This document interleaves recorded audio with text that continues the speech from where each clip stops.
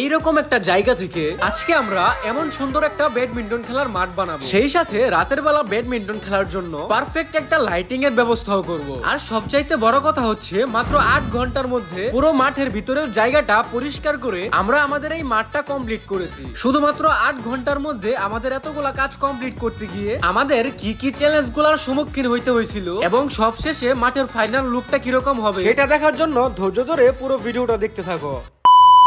আসসালামু আলাইকুম গাইস, কি অবস্থা ভাইয়েরা এবং সুন্দরী সুন্দরী আপুরা, কেমন আছো তোমরা? আজকের এই ভিডিওটা হচ্ছে আমার ফেসবুক পেজের মোস্ট ডিমান্ডেবল ভিডিও, কারণ এই বছর শীত আসতে না আসতেই অনেকেই দেখতেছিলাম আমার বিভিন্ন ভিডিওর কমেন্ট বক্সের মধ্যে কমেন্ট করে বেড়াচ্ছে যে ভাই এখনো পর্যন্ত ব্যাডমিন্টন খেলার মাঠের ভিডিও আসতেছে না কেন, আর কবেই বা ভিডিওটা আসবে। এখন তোমরা কোনো কিছু চাইতেছো আর সেটা আমি করব না, তা কি কখনো হয়? এই নাও ভাই, তোমাদের জন্য নিয়ে আইসাই পড়লাম। এই যে ভিডিওতে আমার সামনে যে জায়গাটা তোমরা দেখতে পারতেছো, এইখানে মূলত আমরা ব্যাডমিন্টন খেলার কোর্টটা বানাবো। এই জায়গাটার ব্যাপারে তোমাদেরকে একটু ভালোভাবে আইডিয়া দেওয়ার জন্য কয়েকটা অ্যাঙ্গেল থেকে এই জায়গার ভিউটা একটু তোমাদেরকে দেখাচ্ছি। ব্যাডমিন্টনের মাঠের কথা উঠলে প্রথমেই আমাদের যে জিনিসটা লাগে সেটা হচ্ছে একটা কুদাল। তারপর আমাদের দরকার হয় একটা জায়গা মাপার ফিতা, কারণ আমাদের ব্যাডমিন্টন খেলার কোর্টটা বানানোর আগে জায়গাটা প্রথমে ভালো করে মেপে নিতে হবে। যেহেতু মাঠের মধ্যে অনেক পরিমাণ ঘাস আর ময়লা ছিল, তাই শুধু শুধু তো আর সবকিছু পরিষ্কার করে লাভ নেই। আমাদের মাঠের জন্য শুধু যতটুকু দরকার হয় ততটুকু জায়গা আমাদের পরিষ্কার করে নিলেই হবে। আর সেই জন্য প্রথমে মাঠের মাপ দিয়ে নেওয়াটা জরুরি। তারপর আমাদের দরকার হবে 4টা খুঁটির, সেই জন্য একটা গাছের ডাল কেটে নিচ্ছিলাম 4টা খুঁটি বানানোর জন্য। আর এখন এই খুঁটিগুলা দিয়ে আমরা মাঠের মধ্যে যেই মাপটা দিয়েছিলাম সেই অনুমানে মাঠের 4 কোণায় 4টা খুঁটি কুপে দিতে হবে। আর এই খুঁটিগুলাই হবে আমাদের মাঠের সীমানা। এখন শুরু করতে হবে পুরোদমে মাঠ পরিষ্কার করার কাজ। আর এখন আমাদের এই সীমানার ভিতরে যা কিছুই থাকবে সবকিছুই একদম নিচ থেকে তুলে ফেলতে হবে। আমি এই দিক দিয়ে মাঠের মাপ কমপ্লিট করে 4টা খুঁটি কুপতে কুপতেই দেখি অন্যদিকে আমার এক ভাতিজা ফুল স্পিডে ওর কাজ শুরু করে দিয়েছে। আমি কুদালের মধ্যে হাত লাগানোর আগেই মাঠের 5 ভাগের 1 ভাগ কাজ আমার এই ভাতিজা একাই করে ফেলেছে। আর আমাদের 2-3 জনের পক্ষে এতগুলা কাজ করা একটু বেশি কঠিন হয়ে যেতেছিল। আমাদের এই কাজটা কমপ্লিট করতে আরো কিছু জন মানুষের দরকার, তা না হয় আমরা এই কাজটা ঠিক সময়ে কমপ্লিট করতে পারবো না। সেই জন্য আমি আবার আমার কয়েকজন বন্ধুকে কল লাগালাম, কারণ এই দুনিয়ার মধ্যে আমি যদি কাউকে দিয়ে ফ্রিতে কাজ করাইতে পারি তাহলে তারা হচ্ছে আমার বন্ধুগুলা। এখন তোমাদের ফ্রেন্ড সার্কেলে এমন কিছু বন্ধু থাকে না, যেমন ধরো কোনো খাবার রান্না করার আগে সেই খাবার খাওয়ার জন্য আইসা বসে থাকে, সেটা হচ্ছে আমার এই বন্ধুটা। আরে ভাই, মাঠ এখনো বানানোই হয় নাই আর সে আমার কল দেওয়ার সাথে সাথে আইসা পড়ছে ব্যাট নিয়ে খেলতে। আই ভাই, তুই প্রথমে কাজ কমপ্লিট কর, এরপর খেলা হইব না। ওদের আসার পর তো এখন ভাই আমারও একটু কাজটা কমে গেছে, কারণ আগে যতটুকু কাজ করা লাগতো এখন তারা আসার পর থেকে সব কাজ একটু তাড়াতাড়ি আগাইতেছে। গতবারের মাঠের তুলনায় এবারের মাঠ বানানোটা একটু ইজি ছিল, কারণ এবারে মাঠের ভিতরে একটু গাছপালা কম ছিল, শুধু ছিল ঘাসগুলো এবং কিছু ময়লা আবর্জনা। কিন্তু গত বছর মাঠ বানাইতে গিয়ে আমাদের যে পরিমাণ স্ট্রাগল করতে হয়েছিল, আর সাথে বড় বড় গাছপালাই তো পুরো জঙ্গলই হয়ে আসছিল। ওই ভিডিওটা তোমরা চাইলে আমার পেজ থেকে এখনই গিয়ে দেখে আসতে পারো। আচ্ছা, এখন আসি কাজের কথায়। প্রথম দিনের পুরো 4 ঘন্টা পরিশ্রমের পর মাঠের ভিতরের জায়গাটা পুরোপুরি একদম পরিষ্কার হয়ে গেছে। এখন শুধু ভিতরের ময়লাগুলো জমা করে বাইরে ফেললেই চলবে। তারপর আমাদের দ্বিতীয় দিন শুরু হলো, আর দ্বিতীয় দিনের প্রথম কাজ হচ্ছে মাঠটা ভিতর থেকে ভালো করে ঝাড়ু দিয়ে পরিষ্কার করা। এইখানে আমাদের একটু ভুল হয়ে গেছিল, যার কারণে পুরো এলাকা ধুলায় ভরে গেছিল। আমরা মাঠের মধ্যে পানি না দিয়ে ঝাড়ু দেওয়া শুরু করে দিয়েছিলাম। তারপর তো দেখি পুরো এলাকা একদম ধুলায় অন্ধকার, তাই আবার তাড়াতাড়ি করে গিয়ে বালতি ভরে পানি নিয়ে আসলাম। গতকালকেও এই জায়গাটা ঠিক এরকম দেখাচ্ছিল, আর আজকে আমাদের সবকিছু পরিষ্কার করার পর জায়গাটা এখন এরকম দেখাচ্ছে। এখন আমাদেরকে আবারও ভালো করে মাঠটা মেপে নিতে হবে, আর তারপর আমাদের দরকার হবে আমাদের এই ঘুরে উড়ানোর সুতা।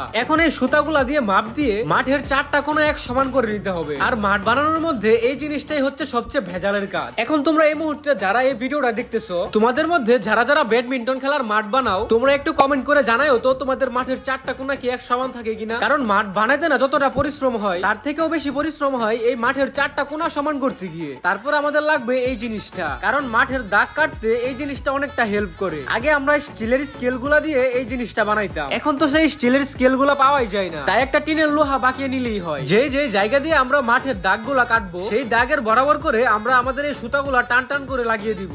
এখন তোমাদেরকে প্রথমে যে জিনিসটা দেখাইছিলাম, এটা সুতার নিচে দিয়ে টান দেওয়া মাত্রই দেখো কি সুন্দর দাগ হয়ে যাচ্ছে। আর এটা দিয়ে দাগ দিলে দাগ বেঁকা হওয়ার সম্ভাবনা খুবই কম। তোমরা চাইলে এই জিনিসটা ট্রাই করে দেখতে পারো, যদিও এই জিনিসটার কোনো নাম নেই, তার জন্য এটার নামটা আমি বলতে পারতেছি না। এটা আমাদেরই বানানো একটা জিনিস। আমাদের মাঠের ভিতরে প্রায় সবগুলা দাগ দেওয়াই কমপ্লিট হয়ে গেছে। আর মাঠের ভিতরের দাগটা ভালো করে ভিজিবল করার জন্য আমার এক ভাতিজাকে দিয়ে বাজার থেকে আবার চক পাউডার আনালাম। এখন শুধু পাউডার গুলা দাগের উপর দিয়ে দিলেই হবে। আমাদের ব্যাডমিন্টন খেলার মাঠের মাপটা হচ্ছে লম্বায় 44 ফিট এবং পাশ দিয়ে 22 ফিট। আর আমরা সবসময় সময় এই মাপটাতেই আমাদের মাঠগুলা বানাই। চক পাউডার গুলা আমাদের দাগের উপর দিয়ে ভালো করে দেওয়ার পর এখন দেখো মাঠটা কত সুন্দর দেখাচ্ছে। আগের থেকে মোটামুটি এখন মাঠটা ভালোই ফুটে উঠেছে। এখন আমাদের জালের জন্য বাঁশ কাটতে যাইতে হবে, আর এর জন্য আমাদের মোটামুটি ভালোই একটা শক্তভুক্ত বাঁশ লাগবে, কারণ জালের পুরো টানটাই থাকবে এই বাঁশের মধ্যে। আর আমার এই ভাতিজা খুবই এক্সপার্ট ভাই, আমি ক্যামেরা ধরতে ধরতেই দেখি ওর বাঁশ কাটাও শেষ। এইদিকে আস্তে আস্তে সন্ধ্যা হয়ে যাচ্ছে, আর সন্ধ্যা হওয়ার আগেই আমাদের মাঠের কাজটা কমপ্লিট করে ফেলতে হবে। সেই জন্য তাড়াতাড়ি করে বাঁশগুলা মাপ মতো কেটে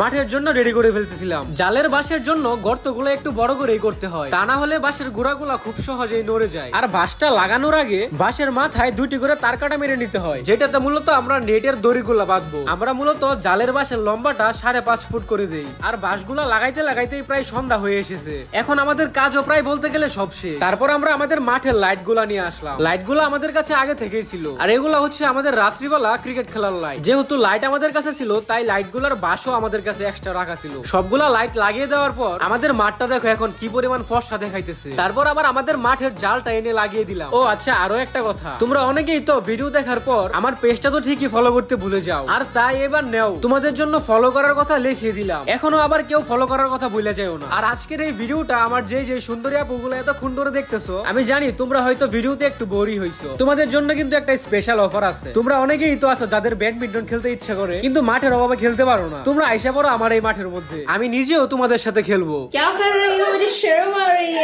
আর একটু কমেন্ট করে জানাও তোমাদের কার কার ব্যাডমিন্টন খেলা পছন্দ। তো এটাই ছিল আমাদের মাঠের ফাইনাল লুকটা। এখন এই ভিডিওটা আপাতত এই পর্যন্তই থাক। আর তোমরা তো ভালো করেই জানো ভিডিওটা ভালো লাগলে তোমাদের কি করতে হবে। তো তোমরা তোমাদের কাজে লেগে পড়ো। দেখা হবে অন্য কোনো ভিডিওতে। আল্লাহ হাফেজ।